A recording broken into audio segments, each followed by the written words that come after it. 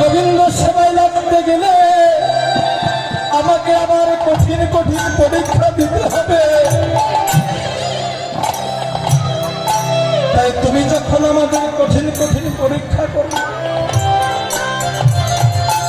ওই তোমার কঠিন কঠিন পরীক্ষায় আমরা পাশ করতে পারলাম। তাই তুমি আমাদের বঞ্চিত করলে গোবিন্দ সেবা থেকে। তাই বিনোদিনী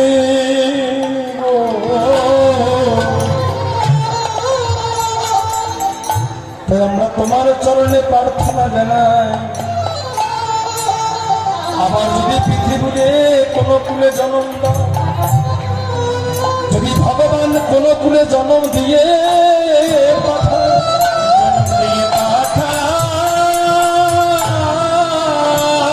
উঁচু কুলে হোক নিচু কুলে হোক,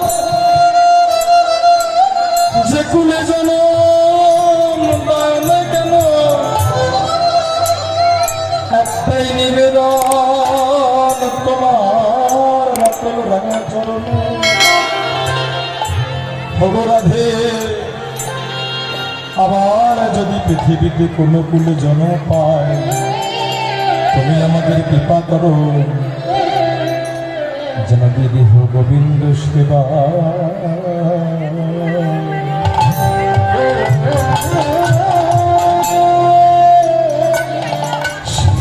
লাগতে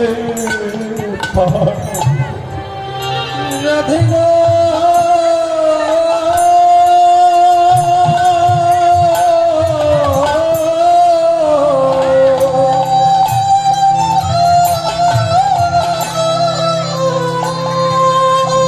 দেহ গোবিন্দ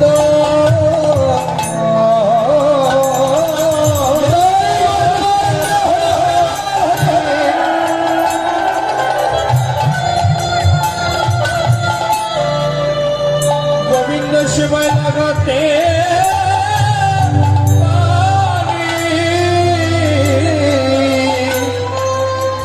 যে তুলে জন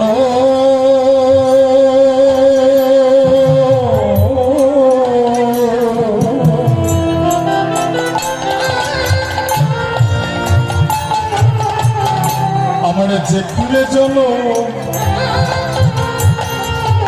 জন্ম হোক না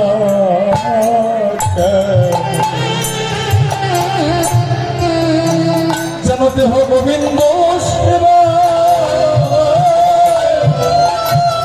আমি লাগাতে পারি।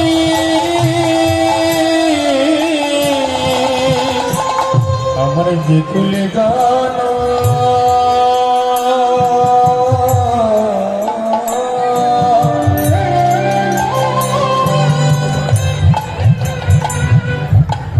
যে কুলে জন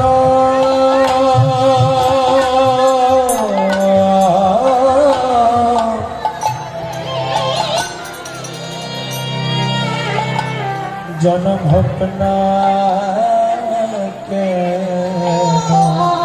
যেন গোবিন্দ সেবা আমি লাগাতে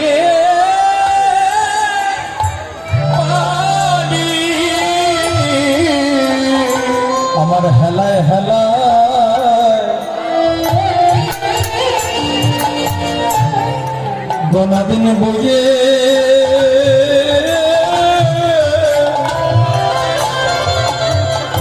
বয়ে গেল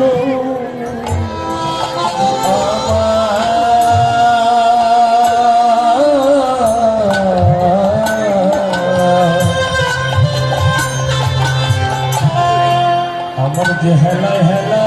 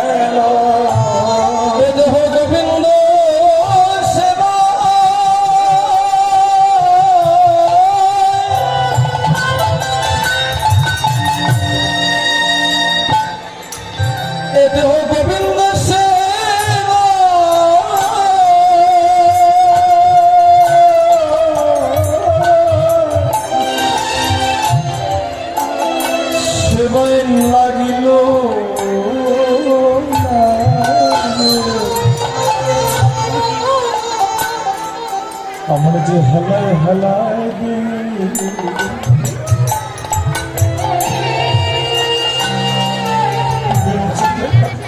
দিন বয়ে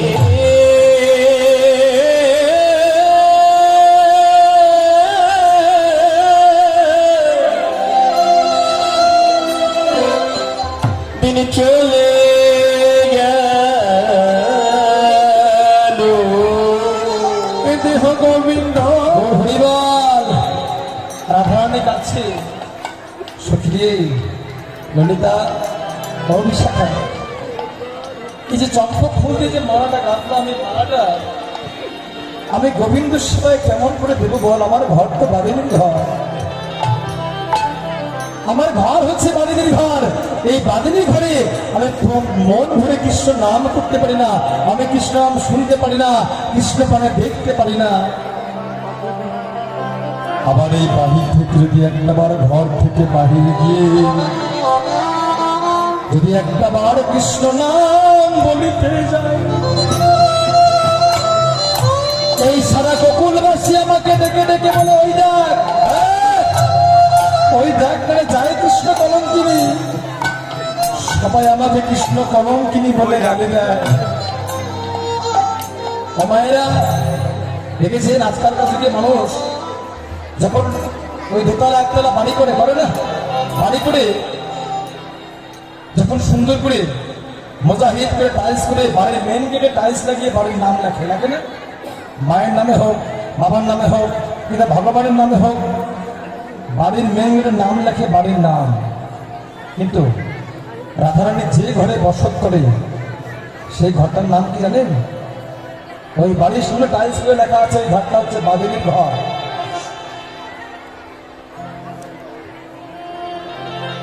ওই ঘর হচ্ছে বাদিনীর ঘর।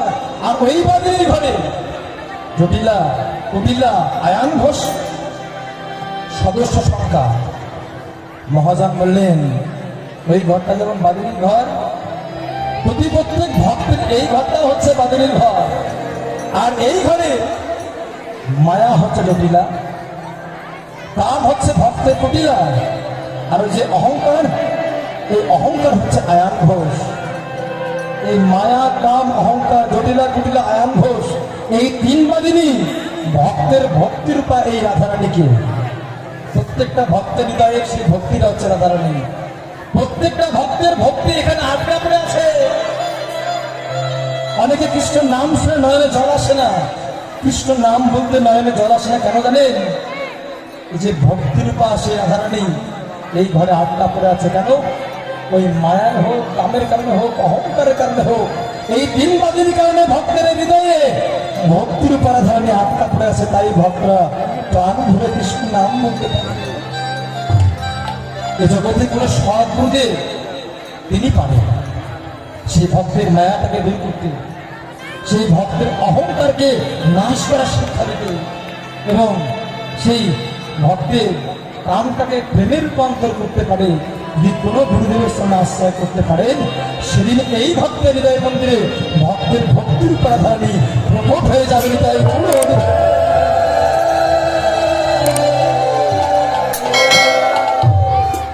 এই ঘরে সেই রাধারানী কেঁদে কেঁদে বলতে, সখী রে একটু আগে আমার প্রাণ গোবিন্দ নেচে নেচে উঠে গেল, আমি এই অট্টালিকার উপর থেকে গোবিন্দের সেই গোষ্ঠ শোভা দেখলাম, কিন্তু আমি বাহির হতে পারিনি। ললিতা বলছে, রাধে তুই যখন দেখলি না, তুই একটা বাপকে উপর থেকে নেমে তুই তো গোবিন্দের সঙ্গ করতে পারতি। বলছি ললিতা, আমি কি চেষ্টা করিনি? কিন্তু কি হয়, আমি চেষ্টা করেছিলাম রে, কিন্তু আমার গুরুজনা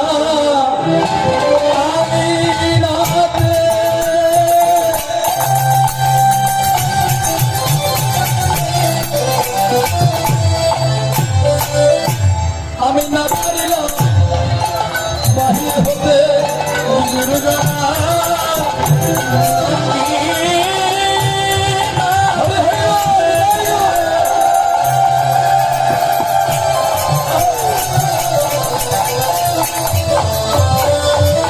আমি না পারিলাম বাহির না দেখি না বধুর সোচা দেব বলানো রে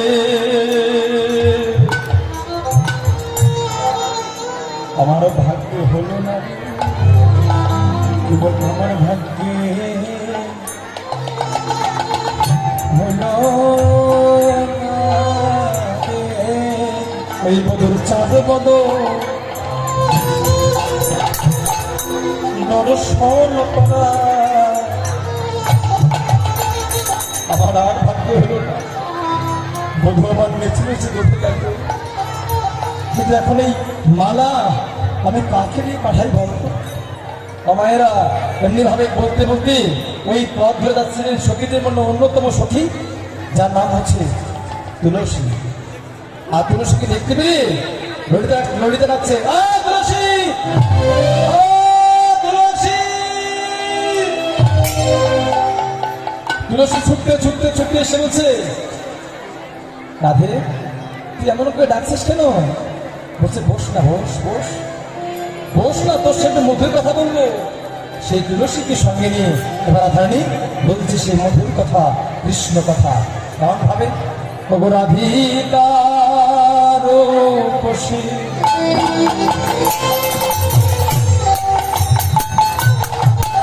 অবলইয়া তুলসী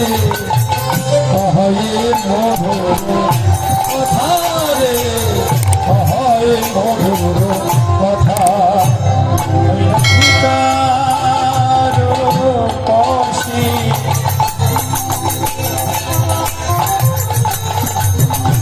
লইয়া তো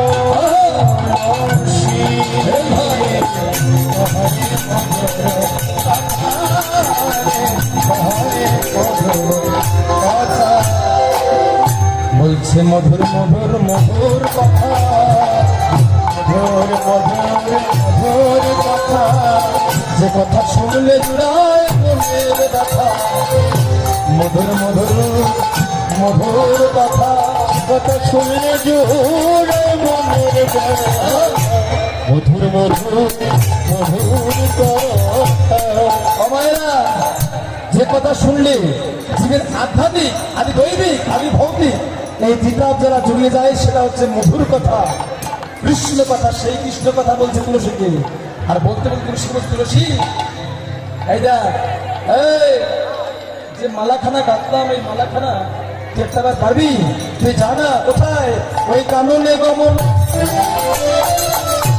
তুমি করো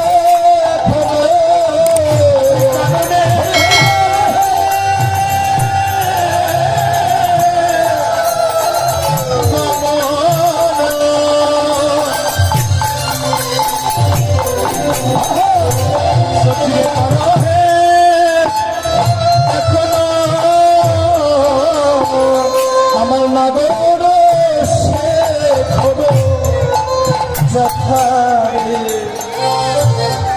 তুলসী রে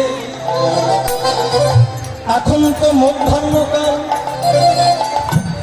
একটু আগে আমার পরনাদ নেচে নেচে উঠে গেল আর ওই মধ্যাহ্নকালে প্রখর সূর্যের তাপে না জানি বৃন্দাবনের বালুকা কত উত্তপ্ত হয়ে গেছে তাই সখীরে ওই উত্তপ্ত বালুকার উত্তপ্ত তাপে না জানি আমার মধুর কমল চরণে কত না ব্যথা লেগেছে সই তাই আমার মনকে দেখে বলছে